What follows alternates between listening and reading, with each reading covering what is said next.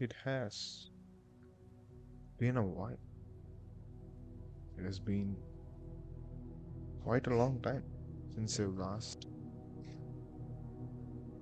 talked about anything. I must yap. I have to yap. I missed doing it for a while. I think my last video just set me up to it, really. It set me up into a sort of another circle. It trapped me in a circle, and I could not get my head out of it for a while. It happens. It happens. It happens when you get desperate about things. But now I feel better. Now I feel better. Now I feel lucid again, if that's the right word to use. Lucid.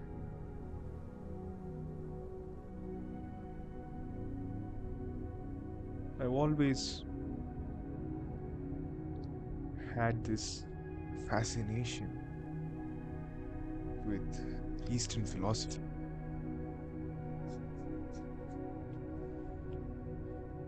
There is this idea of oneness, unity.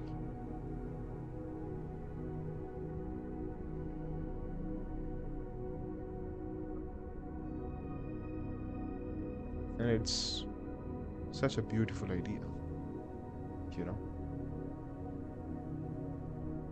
It's so calming and peaceful to read those texts. And I've been thinking about, obviously, for months about this idea, this interconnectedness that exists in the entirety of the universe. Now, I can go on and provide facts, explanations, logical explanations as to why I say what I say, as to why I believe everything in the universe is connected. I can do that, but I kind of don't want to. I feel expressing it in those ways kind of defeats the purpose of unity in itself. I think you must be able to just feel it without any need to explain it whatsoever. I think it simply is a self realized thing. That is how I see it. Unity, singularity. That is all there is.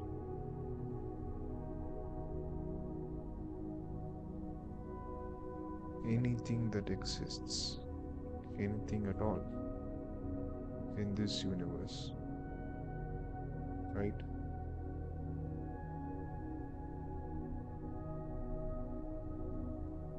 have no distinction between each other. That is the fundamental truth as I see it. But you can't see it, as in we can't see it through our eyes, you know. Maybe you can feel it, or we can delude ourselves. Delude? Yeah, do that, believing that we are feeling it. Either way,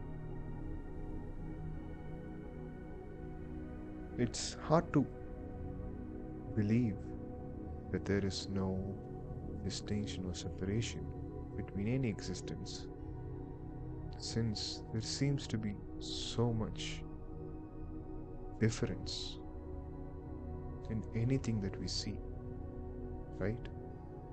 Our core human experience is built upon observation and awareness, a consciousness. Its very nature is to differentiate things, right? To separate things, to try and understand the thing by removing it from a whole picture. That is the core function of how we see the world, you know. There seems to be duality, life and death, pleasure and pain, matter and antimatter, like existence and non-existence, matter and space, a matter of relativity. But this can only exist for a consciousness, as we said, for an observer. The very nature of an observer is isolation. For an observer to exist, he must be able to differentiate, separate, and isolate reality, universe. Or an observer simply cannot exist when there is nothing to observe, you know. Because that's the weird thing about reality.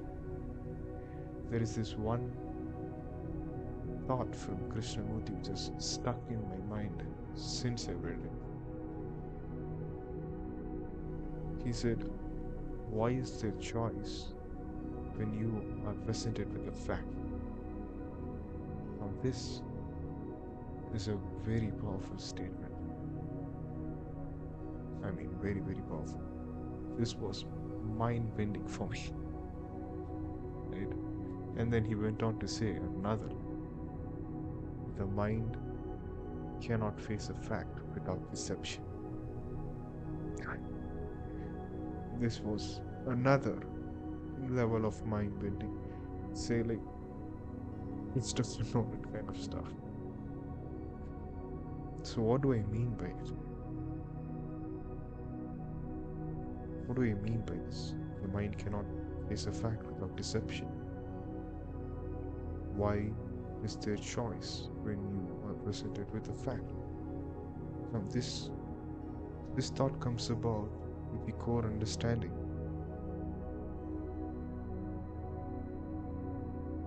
that reality is already there. That is why it is reality. But reality, really, if you think about it, you can't really explain it.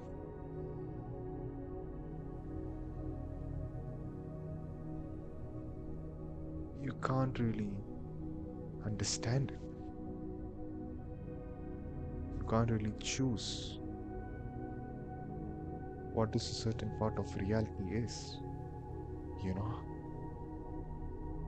But that is what we do as humans.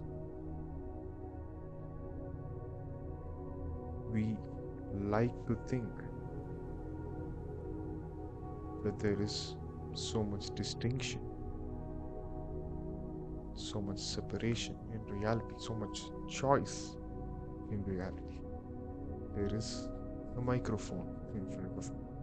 There is a notebook in front of me. Pen in front of me. Each of these seems to be like an individual thing.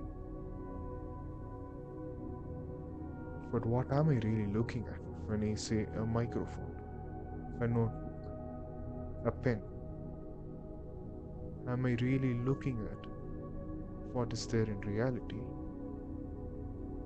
Or am I simply facing that reality with an idea? The idea being, in this case, a notebook, a pen, and a microphone. These are all learned ideas, created, generated ideas by us.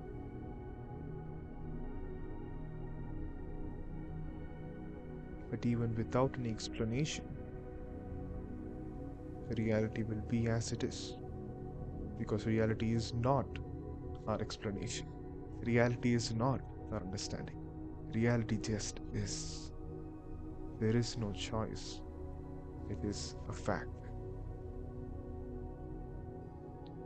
And us as humans, our very nature is completely against, is to isolate, is to choose. That is what we do. What does that mean? Are we just fundamentally built like this? Is there like a fault within the human system? I'm not sure. But nature does not make any random choices, I think. Like, it is the nature of a human to be this way. We cannot escape from it. We cannot run away from it. A star cannot stop being a star. A tree cannot stop being a tree. A water can never be anything but water. Same way, a human cannot be anything but human. Right? Once again, we are speaking in terms of relativity.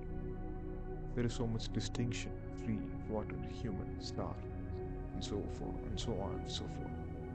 These all only exist when there is a consciousness, when there is an observer. And as I said, it is the core part of being a human. You tell me, are there times when choice ceases to exist? Are there times when the observer ceases to exist? Are there times where you feel timeless, where anything feels effortless?